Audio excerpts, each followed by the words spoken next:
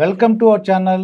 నా పేరు దుర్గా ప్రసాద్. ఈరోజు మనతో పాటు ఏవి వెంకటేశ్వర గారు ఉన్నారు. సార్ నమస్కారం. సార్ నమస్కారం సార్ మీరు ఎంతో ఉత్సాహంగా మీరు ప్రజలకు ఉపయోగపడే మనిషిలాగా నాకు అనిపించారు సార్. ప్రజలకు నిజాలు చెప్పాలి, నిజాలకు ప్రజల ముందుకు తీసుకెళ్లాలని. ఇప్పుడు మా విగన్ అని అన్నారు సార్ జగన్ గారు. మా విగన్ ఆయనకి ఎవరు ఐడియా ఇచ్చి ఉంటారు అంటే చాలామంది సలహాదారులు ఉంటారు కదా, సలహా ఎవరు ఇచ్చి ఉంటారు? మా విగన్ ఐడియా ఎవరిచ్చి ఉండరండి, ఆయన మనసులోంచి వచ్చి ఉంటుంది. ఎవరు ఇచ్చి ఉంటారు? జనరల్గా ఎవరో అడుగుతూ ఉంటారు కదా, అడిగి ఉంటారంటారా? ఇంత దరిద్రపు ఆలోచన ఆయన దగ్గర నుంచి రాగలదు. ఓ అంటే సలహాదారులు చెప్తుంటారు కానీ ఎవరన్నా క్వార్టరీ అంటుంటారండి, అటువంటి కానీ. ఇప్పుడు ఏదైనా గొప్ప పని చేస్తే అబ్బా ఎంత గొప్ప పని చేశాడండి, ఎవరు సలహా ఇచ్చారో కానీ అని అనుకోవచ్చు. ఇంత చెత్త పనికి మళ్ళీ సలహాదారులను ఎత్తుక్కోవటం ఎందుకు?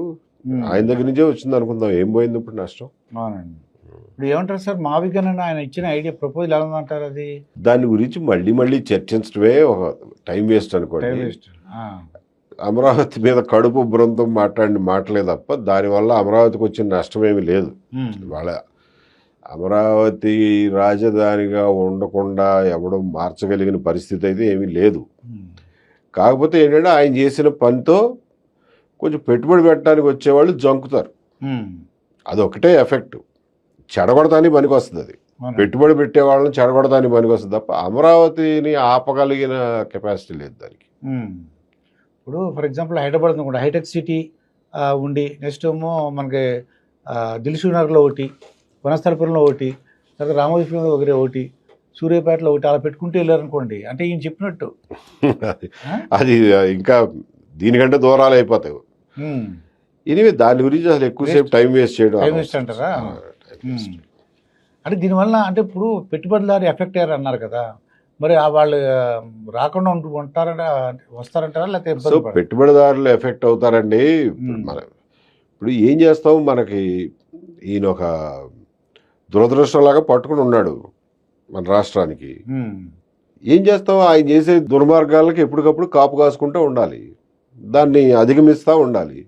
సో ఈ దుర్మార్గం ఇప్పుడు చేశాడు, పెట్టుబడిదారుల్లో లేనిపోయిన అనుమానాలు రేకెత్తిస్తాడు. కాబట్టి పెట్టుబడిదారుల్లో నమ్మకం, స్థైర్యం నింపడానికి ఏం చేయాలో అది చేయండి అంటున్నాం. నమ్మకం కావాలండి, నమ్మకం కలగజేయండి. అంటే ఏం చేస్తే బాగుంటుంది అంటారు? నేను చెప్పాక 2-3 విషయాలు చెప్పా. ఒకటి ఏంటంటే ముందు పనులు పూర్తి చేసేయాలి. పనులు పూర్తి చేస్తే కొంచెం నమ్మకం కలుగుతుంది. అమరావతి పనులు పూర్తి చేయాలి. రెండోది, మీరు 15,000 ఎకరాలు మీ దగ్గర పెట్టుకుని ఊరికే గుప్పిట్లో పెట్టుకుని వచ్చే వాళ్ళని ఎవరు వస్తారో చెప్పండి, ఎవరు వస్తారో మీరు ఎతకటం కాదు, మీ వల్ల కాదు అది. 15,000 ఎకరాలు మీరు మార్కెటింగ్ చేయలేరు. మీరే రియల్ ఎస్టేట్ అనుకోండి, మీకు 15,000 ఎకరాలు ఇస్తే మీరు మార్కెటింగ్ చేయగలరా? కష్టం సార్. ఏదో కొంతవరకు అయితే ఓకే, కొంత చేయగలరు. అందుకని ఏమంటున్నానంటే మీ దగ్గర 15,000 ఎకరాలు ఉన్నాయి, ఏ జోన్లో ఏ రకమైన ఇన్వెస్ట్మెంట్లు యాక్సెప్ట్ చేస్తారో చెప్పండి జోన్ల వారీగా. ఇక్కడ అయితే ఇక్కడ స్కూళ్ళు కాలేజీలే ఉంటాయి, ఇక్కడ ఓన్లీ హాస్పిటళ్ళు ఉంటాయి, ఇక్కడ ఓన్లీ హోటళ్ళు ఉంటాయి, ఇక్కడ ఓన్లీ సాఫ్ట్వేర్ ఇండస్ట్రీ ఉంటుంది అని మీరు జోన్ వైజ్ డిక్లేర్ చేయండి. ఏ జోన్లో మీరు ఏమి రాయితీలు ఇస్తారో చెప్పండి, ఏ రేటుకి భూమి ఇస్తారో చెప్పండి, ఆ వచ్చేవాడికి ఏం క్వాలిఫికేషన్లు ఉండాలో చెప్పండి.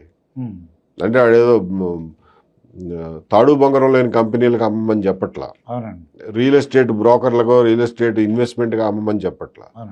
ఉపాధి కల్పించేవాడు ఓకేరా, నువ్వు నీ దగ్గర ఒక 10 సంవత్సరాల నుంచి నీకు ఇండస్ట్రీ ఉండి, నీకు ఇంత సైజు ఉండి, నువ్వు ఇంత లాభాలు సంపాదిస్తూ ఉంటే, నీ నెట్వర్త్ ఇంత ఉండి, నువ్వు పబ్లిక్ లిమిటెడ్ కంపెనీ అయితే నీకు ఇస్తాం రా అని చెప్పండి అని ఓపెన్గా అక్కడ బోర్డు రాసి పెట్టండి. లిటరల్గా బోర్డు రాసి పెట్టండి. వచ్చేవాడు డైరెక్ట్గా వచ్చి ఆ కండిషన్లన్నీ ఫుల్ఫిల్ చేస్తే వాడికి ఆటోమేటిక్గా వచ్చేయాలి అలాట్మెంట్. అప్పుడు గబగబా వచ్చి కట్టుకుంటారు. లేకపోతే మీరు మంత్రివర్గ ఉపసంఘానికి అప్లై చేయండి చూస్తామని అంటే ఎవడకు పట్టింది ఇది? నీ చుట్టూ తిరగడానికి ఎవడకు పట్టిందండి? ఎవడో నీ ఆశ్రితులో లేకపోతే నీ మీద పడి బతికేవాళ్ళకే తప్ప నిజంగా సీరియస్గా బిజినెస్ చేసేవాడు నీ చుట్టూ ఎందుకు తిరుగుతాడు చెప్పండి? అది మీరు జోన్లు వైజ్గా అంటున్నారు. జోన్లు వైజ్గా డిక్లేర్ చేయండి, అన్ని పారదర్శకంగా అనౌన్స్ చేయండి. దానికి కండిషన్స్ని ఫుల్ఫిల్ చేసేవాడే వస్తాడు, వచ్చినవాడికి ఆటోమేటిక్గా ఇచ్చేటట్టు ఉండాలి. మళ్ళీ అందులో మీరు మనోడా పరాయోడా మన పార్టీ వాడా కాదా ఎవడొస్తే ఏమైంది, ఏ రాష్ట్రం వాళ్ళు వచ్చినా ఇవ్వండి, ఏ దేశం వాళ్ళు వచ్చినా ఇవ్వండి. ఓకే. సో ఓపెన్ చేసి పెడితే ఏమవుతుందంటే ఓకే మా దగ్గర ఈ జోన్లో ఈ అవకాశం ఉందిరా బాబు అని చెప్పి మీలాంటి వాళ్ళు నాలాంటి వాళ్ళని కూడా తెలిసిన వాళ్ళకి 10 మందికి చెప్తాం. ఇప్పుడు స్కూల్ జోన్లో ఇది కండిషన్స్ అని చెప్పారనుకోండి, ఇప్పుడు నాకు తెలిసిన వాళ్ళు మీకు తెలిసిన వాళ్ళు ఎవరో ఇంటర్నేషనల్ స్కూల్ నడిపే వాళ్ళు ఉంటారు, వాళ్ళతో మాటల్లో అంటాం మా దగ్గరికి వచ్చి పెట్టుకోవచ్చు కదా ఒక స్కూలు, మా దగ్గర ఇంతకి ల్యాండ్ దొరుకుతుంది, ఇవి కండిషన్స్ అని చెప్తే అట్లాంటి వాళ్ళు ఎవరైనా వస్తారు. అంతేగాని మీరు వెళ్ళి ఎత్తుకురమ్మ రావాలి అని అంటే 15,000 ఎకరాలకు సరిపడా ఇన్వెస్టర్లు మీరు ఎతకలేరు అని చెప్తున్నారు. ఇంకా ఏం చేస్తే బాగుంటుంది అంటారు? ఇప్పుడు కూటమి ప్రభుత్వం 2 years అంతా అయింది సార్, ఇంకా మీ ఆలోచన ప్రకారం ఇంకా ఏం చేస్తే బాగుంటుంది అంటారు? అంటే ఇప్పుడు స్పీడ్గా కంప్లీట్ చేయాలి, అమరావతి స్పీడ్గా కంప్లీట్ చేయాలి, భూముల్ని గబగబా ఎవరో ఒకళ్ళకి మీరు చెప్పిన షరతుల మేరకే మీరు భూమిని వదిలించుకోండి. అది భూమి మీ దగ్గర పెట్టుకున్నంత కాలం అది డెవలప్ అవ్వదు. మీరు 15,000 ఎకరాలు మీ దగ్గర పెట్టుకుంటే డెవలప్మెంట్ ఎట్లా అవుద్ది? ఉపాధి అవకాశాలు ఎట్లా వస్తాయి? పరిశ్రమలు ఎట్లా వస్తాయి? ఇప్పుడు నాకు స్థలం ఉందనుకోండి, అప్పుడు నేను ఏదో మొదలెడతాం. అది సో ఇవాళ అమరావతిలో భూములన్నీ ప్రభుత్వం కింద ఉన్నాయి, ప్రైవేట్ వాళ్ళకి ఇచ్చినవన్నీ ఏంటి? ఇళ్ల స్థలాలు. అవునండి, ఇళ్ల స్థలాలు కమర్షియల్ కూడా ఇచ్చారు అనుకోండి, కమర్షియల్ చిన్న బిట్లు. ఆ చిన్న బిట్లలో మీకు పెద్ద పరిశ్రమలు రావు.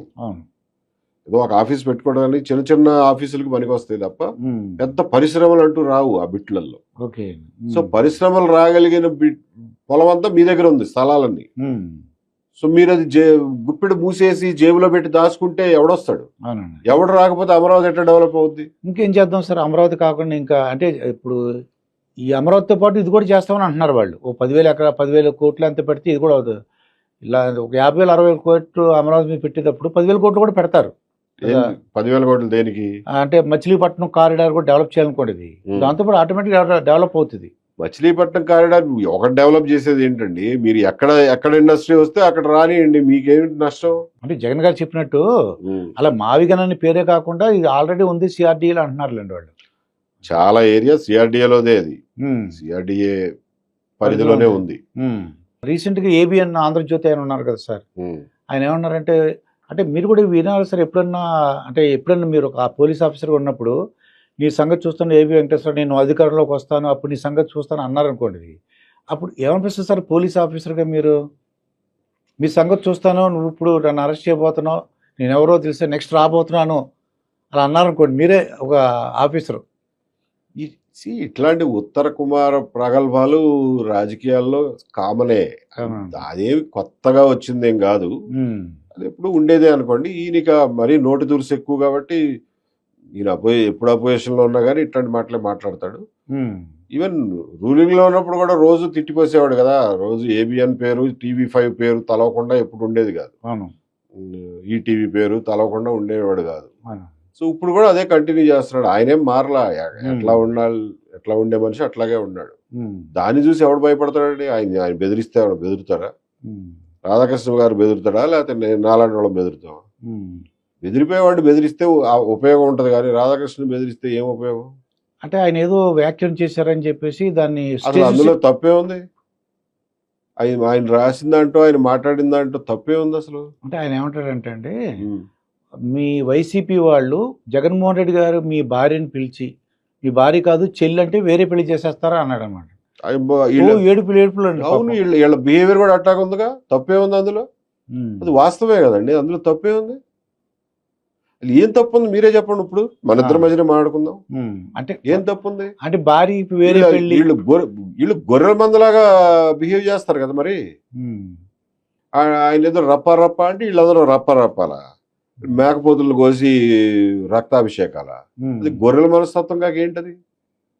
అటువంటి వాళ్ళు నిజంగానే భార్య కాదా చెల్లె అంటే, అవును సార్ అన్న, అవునన్నా చెల్లె అన్న అంటారు.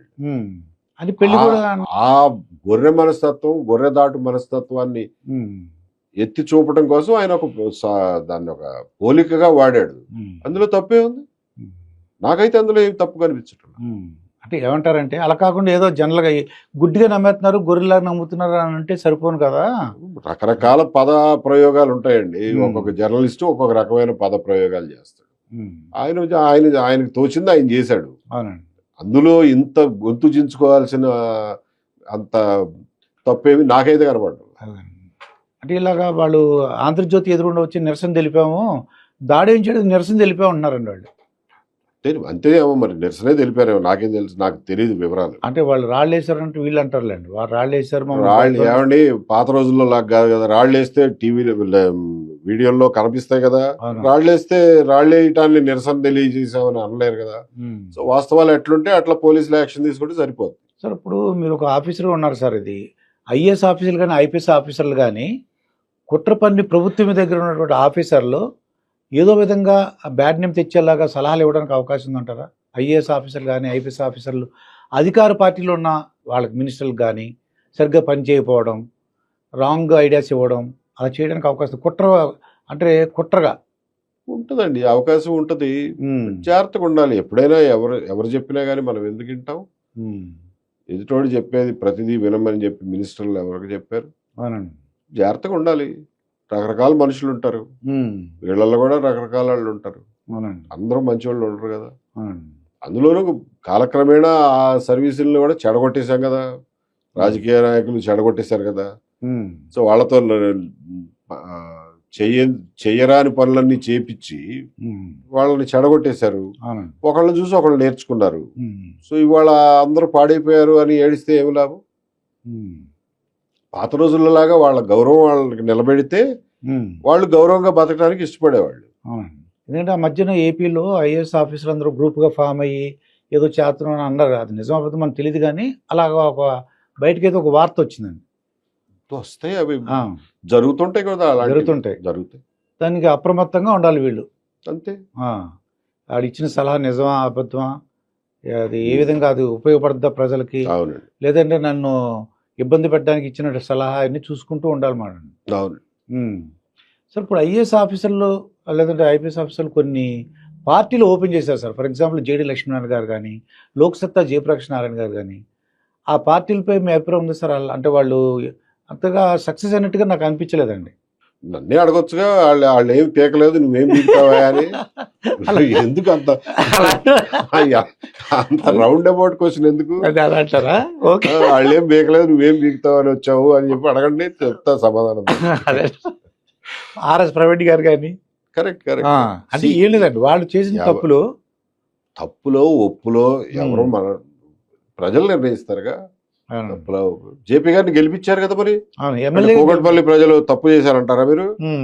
కాదుగా, అదేం కాదు. అంటే పార్టీ మొత్తం డెవలప్ అది రాలేదండి, అది సరేనండి. ఒకసారి గెలిచారు, ఆయన ఏదో ఆయన కారణాల వల్ల ఆయన తర్వాత మానుకున్నారు, అది వేరే విషయం.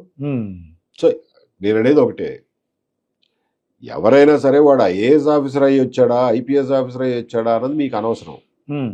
లేకపోతే బీసీవై పార్టీ పెట్టి రామచంద్ర యాదవ్ గారు వచ్చాడా అన్నది మీకు అనవసరం. ఆయన చెప్పేది దాంట్లో వాస్తవం ఉందా లేదా వినండి. మీకు నచ్చితే ఫాలో అవ్వండి, నచ్చకపోతే తీసి పక్కన పడేయండి, మీది చాయిస్. బజార్లో రకరకాల వస్తువులు ఉంటాయండి, ఏది కొనుక్కోవాలో దేనికి డబ్బులు పెట్టాలో మీరు కదా ఆలోచించుకోవాల్సింది. 4 సినిమాలు ఆడుతుంటాయి ఒకే చోట, ఏ సినిమాకి వెళ్ళాలో మీ ఇష్టం. అంతేగా చూడండి తప్ప వీడు ఐఏఎస్ లేదా వీడు ఐపీఎస్ ఆ తోకలు మీకెందుకు? ఆ తోకల గురించి మీకు అనవసరం. వాడు చెప్పేది మీకు నచ్చిందా లేదా, వాడు చెప్పేది సబబుగా ఉందా లేదా, దాని మీదే మీ ఇష్టాలు నిర్ణయించుకోవాలి. కానీ ప్రజలు నీతిగా నిజాయితీగా ఉన్న వాళ్ళకి సపోర్ట్ చేస్తున్నారా లేదా అని కూడా డౌట్గా ఉంది సార్ అందరికి ప్రజలకి. అంటే మరి 16 నెలలు జైల్లో ఉన్న జగన్ గారినే గెలిపించారు వాళ్ళు, బంపర్ మెజార్టీ 151. ఏమంటే ప్రజల విజ్ఞతని ప్రశ్నిస్తే మీ ప్రొఫెషన్ వేస్టే, నేను చేసేది వేస్టే. ప్రజల్లో విజ్ఞత లేకపోతే మీరు మీడియా నడిపి ఏం సాధిద్దామని నడుపుతున్నారు చెప్పండి? మీరు ప్రజల్లో ఉన్న బేసిక్ విజ్ఞతని మీరు గుర్తించారు కాబట్టి, ప్రజలు మంచోళ్ళని నమ్మారు కాబట్టి మీరు మీడియా నడిపిస్తున్నారు, నేను రాజకీయాల్లో ఉన్నా. అది మనం. అండ్ సెకండ్లీ, ఏదో మన వ్యాపారం వృత్తి కాబట్టి ప్రజలను నమ్మమని అంటలా, వాస్తవంగా కూడా ప్రజలు జనరల్గా మంచివాళ్లే. ప్రజలు తప్పుడాళ్ళు అయితే అసలు ప్రపంచం నిలబడదు. దాని అంతటా అదే ఒకరినొకడు పొడుచుకుని చంపేసుకుంటారు, నాశనం అయిపోతుంది. ఓకే. ప్రపంచం నడుస్తుంది అని అంటే మనుషుల్లో మంచితనం, బేసిక్ ఆనెస్టీ, నిజాయితీ ఉన్నాయి కాబట్టే నడుస్తున్నాయి. లేకపోతే మీరు అసలు మీ ఇంటికాడి నుంచి ఇక్కడ వరకు రాగలరా? మనుషులందరూ చెడ్డవాళ్ళు అయితే చెప్పండి, ఒకసారి ఊహించుకోండి. కష్టం అండి, అది మీరు చెప్పింది కరెక్టే. వాళ్ళు మంచివాళ్ళు కాబట్టి నన్ను ఇక్కడ రానిచ్చారు, ఇక్కడ దాకా వచ్చారు. లేకపోతే మధ్య ఈ లోపల మీ పర్సు కొట్టేసేవాళ్ళు, మీ కెమెరాలు ఎత్తుకుపోయేవాళ్ళు, మిమ్మల్ని ఎవడొకడో కత్తితో పొడిచేవాడు. అదేం జరగట్లేదు కదా. అవునండి. కాబట్టి మనుషుల్లో ఉన్న ప్రాథమిక నైతికత, విజ్ఞతని మనం ప్రశ్నించకూడదు, దాన్ని ఖచ్చితంగా నమ్మి తీరాలి. అందులో మనుషుల్లో రకరకాల ఆలోచనలు ఉంటాయి. కొంతమంది మంచివాళ్ళు ఉంటారు, కొంతమంది చెడ్డాళ్ళు ఉంటారు. చెడ్డాళ్ళ పట్ల జాగ్రత్తగా ఉండాలి. కొంచెం అటు ఇటుగా ఉన్న వాళ్ళని మార్చుకోవడానికి ట్రై చేయాలి. మార్చుకోవడానికి మీలాంటి మీడియా పనికొస్తుంది, నాలాంటి రాజకీయాల్లో ఉండేవాళ్ళు పనికొస్తారు, టీచర్లు పనికొస్తారు, ఇంట్లో పెద్దవాళ్ళు, ఫ్యామిలీ మెంబర్స్ అందరూ పనికొస్తారు. ఇందాక ప్రశ్న మీరు డైరెక్ట్గా అడుగుతున్నారు కదా, కేజ్రీవాల్ అట్లా కూడా గెలిచాడు అండి. అవును, మరి మీరు చెప్పినట్టు కేజ్రీవాల్ గెలిచాడు. ఆయన ఇక్కడ మన ఆంధ్రప్రదేశ్ ప్రజలు ఎలా ఉంటారన్నది అట్లా అనుకుంటే ఎన్టీ రామారావు గారు వచ్చినప్పుడు మొహానికి రంగు వేసుకునేవాడు, ఈయనకి రాజకీయం ఎందుకు అని అన్న ఉన్నారుగా. ఉన్నారండి. మరి ఆయన ఏమన్నా తక్కువ చేశాడా? వచ్చింది అద్భుతమైన మెజార్టీతో. సో అంత మాత్రం చేత ప్రతి యాక్టర్ రాజకీయ నాయకుడుగా సక్సెస్ కాలేదుగా. సో అది కాదు ఇంపార్టెంట్, మనం మీరు ఏం చెప్తున్నారు అనేది ఇంపార్టెంట్. కొన్నిసార్లు దానికి మీ బ్యాక్గ్రౌండ్ పనికి వస్తుంది, కాదంట్లా. ఎన్టీ రామారావు గారికి ఉన్న హీరోగా ఉన్న కరిజ్మా, ఆయనకున్న ఫ్యాన్ ఫాలోయింగ్ ఆయనకు ఉపయోగపడింది. బట్ కేవలం దానివల్లే ఓట్లు వేయలే ఎవరు, ఆయన చెప్పేది నమ్మారు కాబట్టి ఓట్లు వేసారు.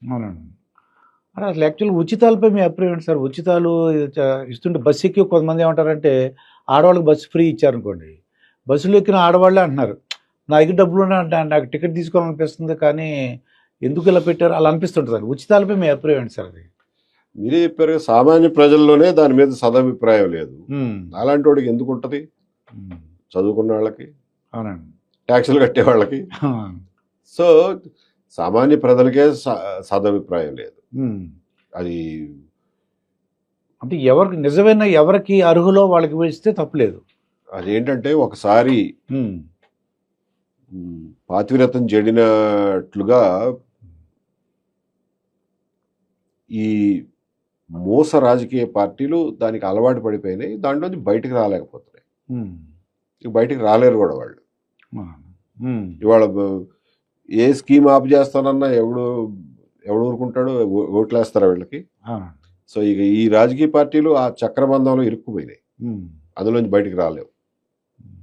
అలా కాకుండా ఒక సుప్రీంకోర్టులో వాళ్ళు ఒక ఇచ్చారనుకోండి, మీ బడ్జెట్ ఎంత వస్తుంది అది చూసుకోండి, దాంట్లో ఇంతకన్నా ఎక్కువ ఖర్చు పెట్టకూడదు, ఉచితాలు ఇంతకన్నా ఒక 30% పర్సెంటేజ్లో పెట్టేశారనుకోండి, ఏ పార్టీ వచ్చినా 30% దాటకండి. మనం ఎంచుకునే ప్రభుత్వాలు ఎలా పనిచేయాలో సుప్రీంకోర్టు చెప్పాలి తప్ప మనం చెప్పమా? ఓటర్లుగా, ప్రజలుగా, ట్యాక్సులు కట్టేవాళ్ళుగా మనకి బాధ్యత లేదా? మనకే ఉండొచ్చుగా తెలివితేటలు, కేవలం సుప్రీంకోర్టుకి ఎందుకు ఆ పని అప్పచెప్తున్నాం? ప్రతి బాధ్యత మనం వేరేవాడికి అప్పచెప్పేయటమేనండి, మన బాధ్యత మనం చేయొద్దా? చేయించాడు, అదే ఏం చేస్తే బాగుంటుంది, అదే ఎగ్జాక్ట్లీ. సో ప్రజలుగా మన బాధ్యత నిర్వర్తిస్తే అన్ని సర్దుకుంటాయి. ఆలోచించండి, ప్రజలుగా, ఇండివిజువల్గా, ఒక్కరుగా, వ్యక్తిగా ఆలోచించండి. అంతేగాని ఒక కులంగానో, ఒక ప్రాంతంగానో, ఒక సినిమా హీరో అభిమానిగానో, లేకపోతే ఒక రాజకీయ పార్టీ కార్యకర్తగానో ఆలోచించమాకండి. ఇండివిజువల్గా ఆలోచించండి, ఏది మంచిది, ఏది చెడు, ఏది సమాజానికి ఉపయోగం, ఏది కాదు, ఏది నీ ఫ్యామిలీకి లాంగ్ టర్మ్లో ఉపయోగపడుతుంది, ఏది కాదు అనేది వ్యక్తులుగా ఆలోచించాలి. ఆ ఆలోచనలు ప్రేరేపించడానికే నేను నాలాంటి వాళ్ళు రాజకీయాల్లోకి ఉన్నది. సో ఆ పనిలోనే ఉన్నాం. ఓకే అండి. అయితే ఒకవేళ సక్సెస్ అవుతారు, లేదా సక్సెస్ లేకపోతే ప్రజలకి సాయం చేద్దామనా, లేకపోతే గ్యారంటీగా అధికారంలోకి రావాలని? ఖచ్చితంగా అధికారంలో రావాలనే రాజకీయాల్లో ఉన్నాం. పార్టీ కూడా ఏర్పాటు చేయబోతున్నాం త్వరలోనే. సో మా ఎజెండా ప్రకటిస్తాం, నచ్చితే ప్రజలు ఆదరిస్తారు, లేకపోతే టైం తీసుకోవచ్చు. మేమైతే మా ప్రయత్నాన్ని కొనసాగిస్తూనే ఉంటాం బతికున్నాళ్ళు. ఇప్పుడు మీ వలన ఎవరికైతే రాకూడదు అనుకుంటున్నారు ప్రజలు, వాళ్ళకి వచ్చేస్తే అండి మీ వలన మంచి వాళ్ళకి ఎఫెక్ట్ అయిపోయి మీకు పెద్ద వలన అలాగే ఉన్నా ఎవరికి తెలుసు, భవిష్యత్తు ఎవరికి తెలుసు? ప్రజలు ఎలా అనుకుంటున్నారో ఎవరైనా ముందు చెప్తారు వాళ్ళు. ఓకే. బట్ నేను ఊహించుకుని నా వల్ల ఎవరికో నష్టం జరుగుద్దేమో, నా వల్ల ఎవరికో లాభం జరుగుద్దేమో అని నేను ఎందుకు ఊరుకుంటా? నేను నిజమని నమ్మింది, నేను మంచిదని నమ్మింది పట్టుకుని ముందుకు పోతా. ఓకే. దానికి ఎంతమంది కూడా వస్తారో అంతమంది వస్తారు. ఇప్పుడు ఫర్ ఎగ్జాంపుల్ కూటమి వాళ్ళు వచ్చి మాతో మా వెంకటేశ్వర గారు అన్నారు, లేకపోతే జగన్ పార్టీ వాళ్ళు మీతో రమ్మని అన్నారు అనుకోండి. జగన్ గారు మనసు మార్చుకుని వెంకటేశ్వర గారు మీరు భావాలు బాగున్నాయి నాతో పాటు వచ్చేయండి అన్నారు అనుకోండి. అవన్నీ ఊరికే ఊహాజనితమైన ప్రశ్నలు. ఇప్పుడు ఎట మాడతాం దాని గురించి? మేము ఇంతవరకు పార్టీనే అనౌన్స్ చేయలే, మా ప్రోగ్రామ్ అనౌన్స్ చేయలే. ఆ తర్వాత వచ్చే సంవత్సరం 2 సంవత్సరాల్లో మాట్లాడుకోవచ్చు అంటారా? ఏమో వాళ్ళు చూస్తుంటే మీ దగ్గరకు వచ్చి రారా నువ్వు రావాల్సిందే, నీకు మాకు అంత కెపాసిటీ ఉందని మీరు నమ్మినందుకు చాలా థ్యాంక్స్. సో ఇంకా మా బలం ఆ రకంగా ఎక్కడా కనపడలేదు, ఎక్కడా చూపించలేదు మేము. సో ఒకసారి మా ప్రోగ్రామ్తో మా పార్టీతో ముందుకు వచ్చినప్పుడు ప్రజలు దానికి ర్యాలీ అయ్యే దాన్ని బట్టి, ట్రాక్షన్ వచ్చిన దాన్ని బట్టి ఎవరైనా మమ్మల్ని సీరియస్గా తీసుకుంటారు. ఇప్పుడు ఒక పోలీస్ ఆఫీసర్ ఉన్నారు కాబట్టి కస్టోడియల్ ఈ రీసెంట్గా తమిళనాడులో 9 మంది పోలీసులు ఉరిశిక్ష వేశారు సార్. బహుశా మీరు ఎప్పుడు చూసుండరు. అవును. నేనైతే నేను ఎప్పుడు ఫస్ట్ టైం ఇన్ హిస్టరీ అంటారా? ఏదో సస్పెండ్ అయితే జైలు వేసి చూసాం కానీ ఉరిశిక్ష వేసేయడం అలా ఏం జరిగింది సార్? వాళ్ళు ఏంటంటారు, ఎటువంటివి వాళ్ళు ఎందుకు చేసి ఉంటారంటారా 9 మంది పోలీసులు? జనరల్ గా పోలీసు కస్టడీలో జరిగే హింసలో భాగంగా జరిగింది అది. కాకపోతే అది ఎస్టాబ్లిష్ అయింది, ప్రూవ్ అయింది కాబట్టి, సాక్ష్యాలు వచ్చినాయి కాబట్టి వాళ్ళకి శిక్షలు వేశారు. ఓకే. బట్ ఆ రకమైన పోలీసు హింస చాలా చోట్ల చాలా సార్లు జరుగుతూనే ఉంటుంది. ఒకప్పుడు మరీ దారుణంగా ఉండేది. నేను పోలీస్ ఉద్యోగంలో చేరినప్పుడు కూడా పరిస్థితులు ఇంతకంటే హీనంగా ఉండేవి. క్రమక్రమేణా ఇంప్రూవ్ అయింది. ఓకే. పోలీసుల కస్టోడియల్ టార్చర్ వరకు ఇంప్రూవ్మెంట్ ఉంది. అంటే వ్యక్తిగత కక్ష ఉందంటే అంత తండ్రి కొడుకుల్ని వాళ్ళ విషయంలో ఇది వ్యక్తిగత కక్ష ఉంది అని అంటున్నారు, ఏదో బ్యాక్గ్రౌండ్ ఉంది అంటున్నారు. అలాగే RRR గారిది ఒకటి ఉంది సార్, అది మీరు వినే ఉంటారు. ఆయన కూడా MP అయినా సరే ఆయన కస్టోడియల్ టార్చర్ పెట్టారండి. అది పోలీసుల ప్రమేయం కాదులేండి, రాజకీయ నాయకుల ప్రమేయంతో చేశారు. అది పోలీసులు చీఫ్ మినిస్టర్ చెప్పకుండా అటువంటి పని జరిగే అవకాశం లేదండి. దానికి రుజువు ఉండవచ్చు, ఉండకపోవచ్చు, కానీ ఇది చిన్న పిల్లాడిని అడిగినా చెప్తాడు. చీఫ్ మినిస్టర్ ప్రమేయం లేకుండా ఏ పోలీసు వాడికి ధైర్యం ఉంటుందండి ఎంపీ మీద లాఠీ ఎత్తడానికి? కాబట్టి అది ఇంపాసిబుల్. మీ సాక్ష్యం ఉందా మీ దగ్గర అంటే నా దగ్గర అయితే లేదు. జనరల్ గా ఊహిస్తే సో ఆ స్థాయిలో చెప్తే తప్ప అటువంటి దురాగతానికి పాల్పడరు పోలీసులు. వాళ్ళకి వ్యక్తిగతంగా ఏముంటది రఘురామకృష్ణరాజు మీద? ఇప్పుడు జనరల్ గా కౌన్సిలర్ అనగానే కొద్దిగా పోలీసులు సరే కూర్చోవా కూర్చోవా అంటారు అంతే. ఈవెన్ అపోజిషన్ కౌన్సిలర్ అయినా కానీ అటు పార్టీ అవతలోడు పార్టీ ఏదో రాజకీయ పార్టీ అని కానీ కొద్దిగా కన్సిడరేషన్ చేస్తారు. అవును. మరి కొట్టడం కానీ చేయడం కానీ న్యాయపరంగా చూసుకుంటారేమో అండి. ఇది మరి RRR గారి ప్రూవ్ చేయడానికి అవకాశం ఉందంటే సార్ ఏదన్నా అంటారా? చూడాలి, ఇన్వెస్టిగేషన్ లో ఉంది, ఎంతవరకు ప్రూఫ్లు వస్తున్నాయో తెలియదు. అది చేసే మాత్రం చీఫ్ మినిస్టర్ గా అంటే అంత లెవెల్లో ఆ లెవెల్లో చెప్తే తప్ప అటువంటి దురాగతం జరగదు. ఇప్పుడు మీ సిస్టర్స్ ఉన్నారా సార్? అంటే లేరండి, ఓన్ సిస్టర్స్ లేరు. ఓన్ సిస్టర్స్ లేరు, లక్కీ అండి బాబు. ఎందుకు అంటే ఆస్తి పంపకాల్లో ఆస్తి పంపకాలకు గొడవ పడడానికి సిస్టర్స్ ఉండాలా, బ్రదర్స్ అయినా గొడవ పడవచ్చులే కానీ అది కాదు ఇష్యూ. డైరెక్ట్ గా అడుగుతాడు షర్మిల గారు జగన్ గారు చూస్తుంటే. సరే, వాళ్ళ పర్సనల్ విషయంలో నేను మాట్లాడటం అసలు కరెక్ట్ కాదు. మామూలుగా అందుకే సిస్టర్స్ కి మనం ఏదైనా అడుగుతున్నాం అనుకోండి, ఒకప్పుడు ఉండేదండి, ఇంటి ఆడపడి అడిగితే ఇచ్చేరా అని ఎవరు అన్నారు. ఒకప్పుడు మన హిందూ సక్సెషన్ యాక్ట్ ప్రకారం ఆడపిల్లలకి ఆస్తి హక్కు ఉండేది కాదు. పెళ్లి చేసి పంపించేసిన తర్వాత కట్నమో ఏదో ఇచ్చేది, స్త్రీధనం రూపంలో ఇచ్చేవాళ్ళు. ఇచ్చేసి పంపించిన తర్వాత ఇంకా ఆడపిల్లలకి ఆస్తి హక్కు ఉండేది కాదు. ఎన్టీ రామారావు వచ్చిన తర్వాత కొన్ని ఆస్తి హక్కులు కల్పించారు, ఈక్వల్ ఆస్తి హక్కులు కల్పించారు. 2005లో అనుకుంటా చట్టంలో కూడా మార్పులు తీసుకొచ్చారు సెంట్రల్ లెవెల్లో.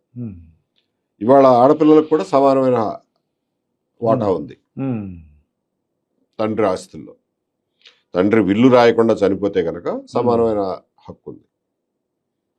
సో ఆ విషయంలో సరే, జగన్మోహన్ రెడ్డి గారు సంపాదించింది జగన్మోహన్ రెడ్డి గారి పేరున రిజిస్టర్ చేయించుకున్నాడు. అది తండ్రి ఆస్తి కాదు, నా సొంత ఆస్తి అని ఈయన అంటాడు. షర్మిల గారేమో నువ్వు అన్న నాన్న ముఖ్యమంత్రిగా ఉన్నప్పుడు సంపాదించుకున్నవన్నీ ఉమ్మడి ఆస్తి కిందకే వస్తాయి, కాబట్టి అందులో నాకు కూడా వాటా కావాలి అని అంటారు. ఏం జరిగింది, రాజశేఖర రెడ్డి గారు ఏం చెప్పారు అనేది విజయం గారు చెప్తున్నారు. సో ఇక దాని మీద అందులో పెద్ద మనం అర్థం చేసుకోలేకపోవడానికి ఏమీ లేదు. కాకపోతే వాళ్ళ కుటుంబ వ్యవహారాల్లో మనకెందుకులే అని చెప్పి మనం అని అనుకున్నాం. కానీ షర్మిల గారు కూడా రాజకీయవేత్త అండి, ఆవిడ కూడా. కరెక్ట్. వాళ్ళు ఎక్కడ ఊరుకోవట్లేదండి. ఎక్కడ మావిగా అనగానే ఆవిడ ఏదో చెప్పి అవి గొడ్డలి ఏదో చెప్పేసిందండి. కరెక్ట్. ఆవిడ కూడా ఊరుకోవట్లేదండి. అవునండి, ఆమె వేరే రాజకీయ పార్టీకి రాష్ట్ర అధ్యక్షురాలు కదా. అవునండి. సో దాని మీద మాట్లాడకుండా ఎలా ఉంటారు. ఆవిడ కూడా ఇది మావిగన్ గురించి సపోర్ట్ చేయలేదండి ఆవిడ. అవును. ఎవరు సపోర్ట్ చేస్తారండి, మీరు చేస్తారా? అన్ని అటువంటి దానికి ఈ సైకో గొర్రెలు తప్ప ఎవడైనా చేస్తాడా? అర్థం కొంచెం అన్నా బుర్ర ఉన్నాడు ఎవడైనా చేస్తాడా?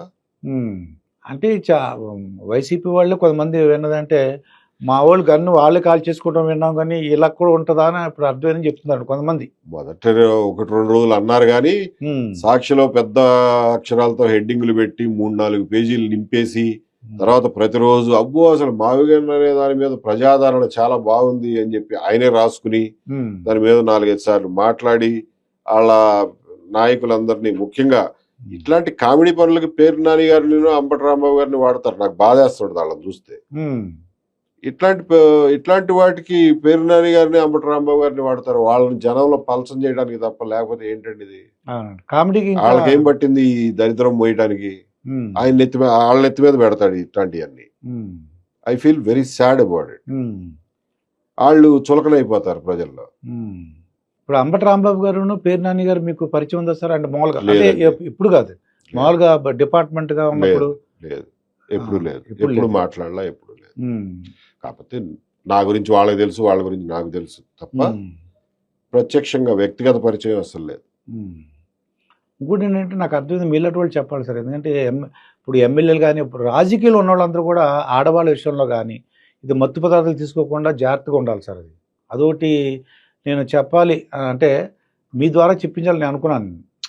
అంటే ఏమాత్రం అవకాశం ఉన్నా అసలు ఆడవాళ్ళు గొడవలు ఇదివరకు ఉన్నాయనుకోండి, ఈ రాజకీయాలకు వచ్చిన తర్వాత ఇంక పక్కన పెట్టాలి అవి.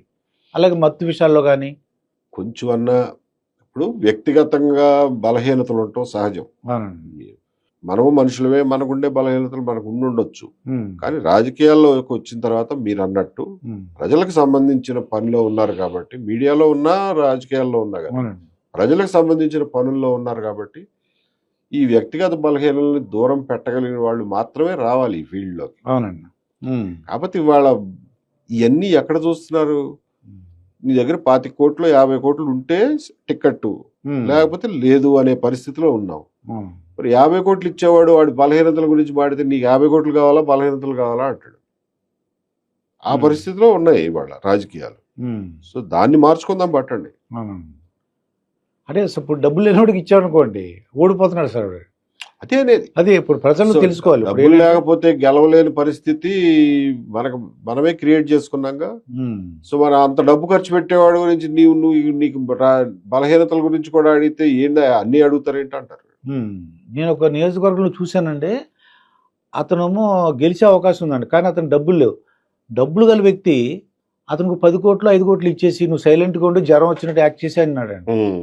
కాలు ఇరిగినట్టు జ్వరం తిడితే ఇంకా అతనికి ప్రచారం రాలా. చాలా మేమందరం అతను గెలుస్తాడు అనుకున్నాం. చూడండి ఎలాగా ఉంది అది. అంటే డబ్బు ఎవరైతే ఇవ్వగలరో అతనికి లేరు కదా అతని దగ్గరికి. అవును, ఆ డబ్బుకి అమ్ముడు ఎందుకు పోయాడు? డబ్బుకి అమ్ముడు పోవడం తప్పు కదా. గెలవగలిగినవాడు డబ్బులకు అమ్ముడు పోయాడంటే వాడు ఎటువంటి వాడు అనుకోవాలి. వాడికి గెలిచే అర్హత లేదుగా అసలు ముందు. అది 5 కోట్లు 10 కోట్లకి 5 కోట్లు 10 కోట్లు కక్కుర్తిపడి గెలిచే సీట్ని గెలవకుండా పోయావంటే నువ్వెంత ఎదవో అర్థమవుతుంది. అంటే ఇవన్నీ కూడా మీకు ఎందుకు చెప్తున్నానంటే మీ పార్టీ అని అంటున్నారు కాబట్టి కొంచెం జాగ్రత్తగా తీసుకునేటప్పుడు కూడా జాగ్రత్తగా ఇటువంటి అన్నీ పెట్టుకుంటారు మనసులో. అందుకే కాఫీ ఫిల్టర్లో వేసినట్టు ఒక 4-5 ఫిల్టర్లు చేసి కానీ మేము ఎవరిని తీసుకోము. ఎందుకంటే లేకపోయినా పర్లేదు, ఇటువంటి త్రాష్లు ఉండి వాళ్ళ బరువు అంతా మేము ఎక్కడ మోస్తాం. కొంతమంది ఇలాంటి మీ పక్కన వచ్చి కొన్నాళ్ళు పనిచేసి కరెక్ట్గా మంచి టైంలో బయటకు వచ్చేసిన వస్తారండి. కరెక్ట్, అటువంటి వాళ్ళు కూడా ఉంటారు. ఉంటారు. ఇటువంటి కూడా మీరు రెడీగా ఉండాలి అన్నిటికీ. కరెక్ట్. మీకు లూప్ హోల్స్ ఏం మాట్లాడతారు ఎన్ని అవునండి. అవునండి కోవర్ట్లు అంటారు కదా, అది కాకపోతే మా దగ్గర ఆ ప్రమాదం ఉండదులేండి. ఎందుకంటే మేము ఏదైనా పారదర్శకంగా ఉంటాం. పెద్ద రహస్యంగా పనిచేసేది ఏమి ఉండదు. కాబట్టి మాకు ఆ భయాలు ఏమి లేవు. కాకపోతే వాడు మన దగ్గరికి వచ్చినవాడు సరైనడా కాదా అని చూసుకోవాల్సిన బాధ్యత మా మీదే ఉంటుంది. ఎవరు పడితే వాళ్ళు తీసుకోకుండా. తర్వాత మీరున్నప్పుడు నక్సలైట్లు అంటే మీ డిపార్ట్మెంట్లో నక్సలైట్ చాలా ఇబ్బందిగా ఉండేది సార్ అది. అవును. అటువంటిది ఇప్పుడు ఇంకా దేశవ్యాప్తంగా ఓ డేట్ పెట్టి మొత్తం తీసేసినట్టుగా అనిపిస్తుంది, అందులో లొంగిపోతున్నారండి. అవునండి. దీన్ని ఏమంటారు చూసినట్టు అంటే ఇది ఎవరు గొప్పతనం అంటారు? ఇది నక్సలైట్ యొక్క గొప్పతనం అంటారా లేదంటే? ఒక రకంగా చెప్పాలంటే సెంట్రల్ గవర్నమెంట్ చాలా దృఢమైన నిర్ణయాలు, ఒక పక్కా ప్లాను, దాని మీద పెట్టాల్సినటువంటి శ్రద్ధ పెట్టారు. ఫైనల్ గా పరిస్థితులు కూడా వాళ్ళకి అనుకూలించినాయి. ఎందుకంటే టెక్నాలజీ బాగా మారింది. మారిన టెక్నాలజీని తట్టుకోగలిగే శక్తి నక్సలైట్లో లేకపోయింది. సో ఆ టెక్నాలజీ సడన్ జంప్ వచ్చింది టెక్నాలజీ. దానివల్ల కూడా వాళ్ళు బాగా పెద్ద స్థాయిలో నష్టపోయారు. అండ్ సెంట్రల్ గవర్నమెంట్ చాలా ఫర్మ్ గా యాక్ట్ చేసింది ఈసారి. అంత ముందు కూడా ఫర్మ్ గానే యాక్ట్ చేసేది. ఏ మాట కా మాట చెప్పుకోవాలంటే చిదంబరం గారు ఉన్నప్పటి నుంచే ఈ ప్రయత్నాలు మొదలైనాయి. అప్పటి నుంచే మొదలైనాయి. సో అప్పట్లో ఆపరేషన్ ఏదో అనేవాళ్ళు, తర్వాత వీళ్ళు ఆపరేషన్ కగార్ అన్నారు.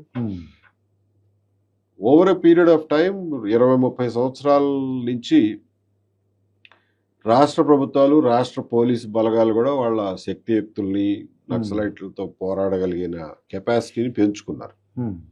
సో దానివల్ల over a period of time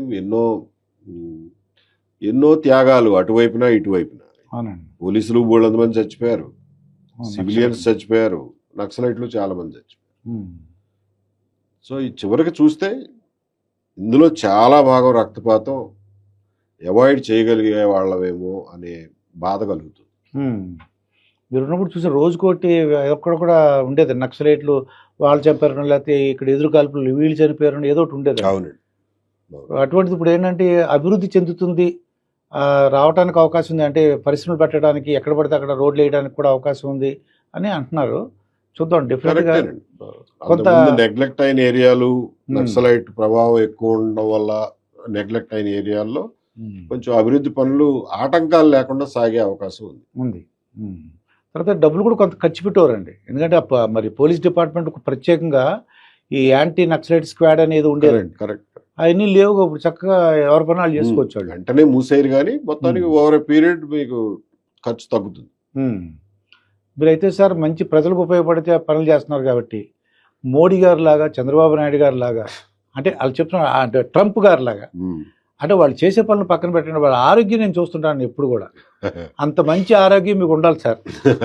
దానికి తగిన చర్యలు తీసుకోండి. దాని వరకు పోలిక బాగానే ఉంది, చేస్తాను. ఎందుకంటే ట్రంప్ 79-80 సంవత్సరాలు ఉన్నాయి. ఎంత మొత్తం ప్రపంచాన్ని ఊపిస్తాడండి యుద్ధం. అలాగేనండి. Thank you for your suggestion.